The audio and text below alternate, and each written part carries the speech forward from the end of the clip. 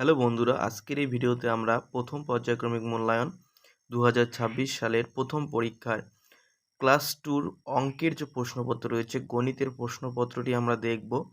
তোমাদের পরীক্ষায় কিন্তু এরকমই একটি প্রশ্নপত্র দেওয়া হবে, যেটার পূর্ণমান রয়েছে 20, সময় দেওয়া হবে 40 মিনিট, ঠিক আছে? এবং বই তো তোমরা পড়বেই, সাথে এই প্রশ্নগুলি কিন্তু দেখে নেবে। কি আছে দেখো, প্রথম পর্যায়ক্রমিক মূল্যায়নপত্র 2026, শ্রেণী দ্বিতীয়, বিষয় গণিত, পূর্ণমান 20, তোমাদের 20-র মধ্যে পরীক্ষা হবে, সময় দেওয়া হবে 40 মিনিট। এখানে তোমাদের নিজের নাম, বিদ্যালয়ের নাম এবং ক্রমিক সংখ্যাটা লিখতে হবে, ঠিক আছে? এগুলি লেখার পর আমরা প্রশ্নের দিকে যাব এবং প্রশ্নপত্র কি আছে তোমরা কিন্তু প্রশ্নগুলো ভালো করে খাতায় লিখে নাও এবং এগুলি একটু দেখবে সমাধানগুলো কিভাবে আমি করছি, ঠিক আছে? সাথে কিন্তু তোমরা বই তো অবশ্যই পড়বে, বইয়ে যে সমস্ত অঙ্ক রয়েছে।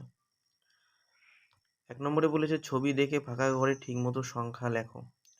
এই বক্সটাতে দেখতে পাচ্ছ, এখান থেকে আমাদের সংখ্যা নিয়ে লিখতে হবে। যেহেতু সংখ্যাগুলো পরপর বাড়বে, তাহলে আমরা ছোট থেকে বড় হিসেবে সাজাবো। প্রথমে আমরা 4 লিখব, তারপর 5, 4-এর থেকে 5 বড়, 5-এর থেকে 7 বড়, 7-এর থেকে 8 বড়, 8-এর থেকে 9 বড়। এভাবে আমরা সাজিয়ে দেব। এখানে দেখো খ নম্বরের সংখ্যাগুলো কমছে। এই যে ঘুড়িটা দেখতে পাচ্ছ, এই ঘুড়িটা থেকে আমাদের কিন্তু সংখ্যাগুলি নিতে হবে। এখানে কিন্তু কমছে, ঠিক আছে? তাহলে এখানে যদি কমে, তাহলে আমরা এখানে প্রথমে যে সব থেকে বড় কোনটা, এখানে রয়েছে সব থেকে বড় হচ্ছে 42। 42 লিখবো। তারপর এখানে রয়েছে 42-এর থেকে 39 ছোট, 39-এর থেকে আবার 31 ছোট, 31-এর থেকে 29 ছোট এবং 29-এর থেকে আবার 22 ছোট। এখানে রয়েছে 2 নম্বর।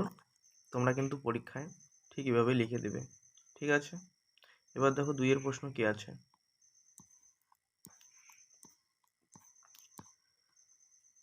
2-এর প্রশ্ন বলেছে নিচের খালি ঘরে সংক্ষেপে ঠিক পূরণবাচক সংখ্যা লেখো। পূরণবাচক সংখ্যা আমাদের লিখতে বলেছে। আমরা যদি এখানে 2-এর ক নম্বর প্রশ্নটি দেখি, গ্রীষ্মকাল বছরের ড্যাশ ঋতু, এখানে কিন্তু প্রথম হবে, হ্যাঁ? তাহলে আমরা কি লিখবো? 1 লিখে ম লিখবো।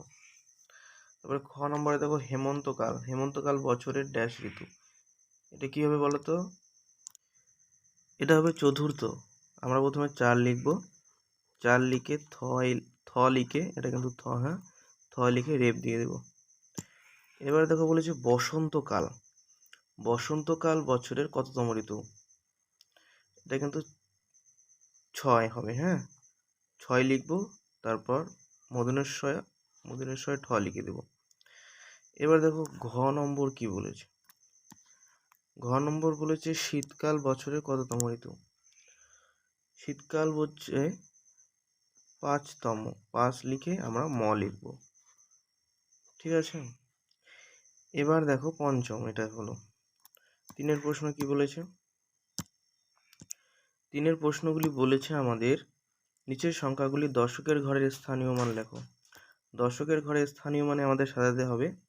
প্রথমটা হবে, প্রথমে আমরা 2 লিখব, 2 লেখার পর 2-এর পর কটা সংখ্যা আছে, একটা সংখ্যা আছে, একটা শূন্য দেব। এখানে দশকের ঘরের স্থানীয় মান হচ্ছে 20। এখানে হবে 10, 1 লিখে 10, 0 10 হবে। এখানে দশকের ঘরের স্থানীয় মান হচ্ছে, এখানে হবে 30, এটা হবে 40, ঠিক আছে? এবার দেখো 4-এর প্রশ্ন কি আছে আমাদের। 4-এর প্রশ্ন বলেছে টাকা পয়সার হিসাব লেখো। আমরা এটা কিভাবে লিখবো দেখি নাই। 4 নম্বরে যেটা আছে, ক নম্বর প্রশ্ন 7 টাকা 50 পয়সা সমান কত টাকা, আমরা এটা লিখবো 7.5 টাকা, 7.5 টাকা। খ নম্বর 2 টাকা 50 পয়সা সমান কত টাকা, আমরা এটা লিখবো 2.5 টাকা। গ নম্বর 1 টাকা 50 পয়সা সমান কত টাকা, এটা আমরা লিখবো 1.5 টাকা।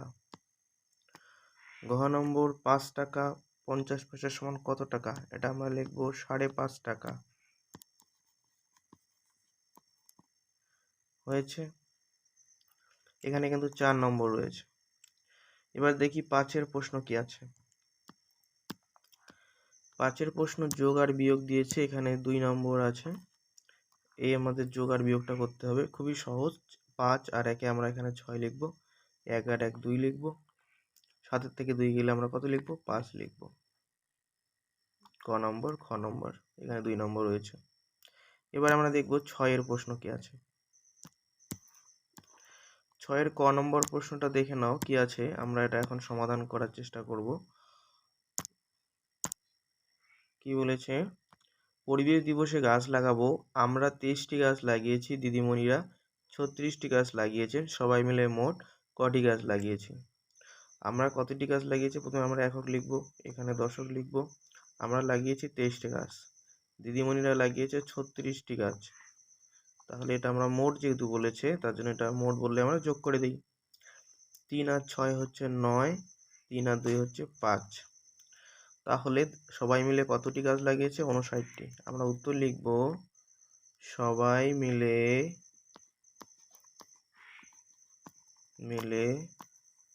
মোট 59টি গাছ লাগিয়েছি। হয়েছে? পরের প্রশ্ন দেখো কি আছে। খ নম্বর প্রশ্ন, এবং এটাই আমাদের সর্বশেষ প্রশ্ন। এটা কিভাবে করব দেখে নেই।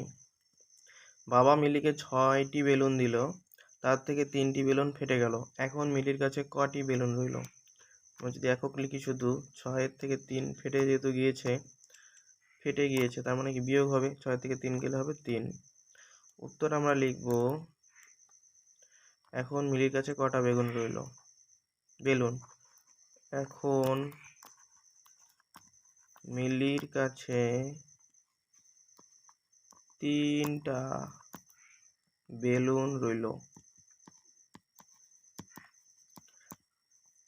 তাহলে আমাদের ক্লাস 2-র দ্বিতীয় শ্রেণীর 20 নম্বরের যে অঙ্কের প্রশ্ন ছিল সেটা আমাদের শেষ হয়ে গেল। পরবর্তী ভিডিওতে আমরা ক্লাস 2-র স্বাস্থ্য ও শারীরশিক্ষা ক্লাস 2-র কলা ও কর্মশিক্ষা, স্বাস্থ্য ও শারীরশিক্ষা বিষয়ের প্রশ্নপত্র আলোচনা করব। সাথে বই তোমরা কিন্তু অবশ্যই পড়বে।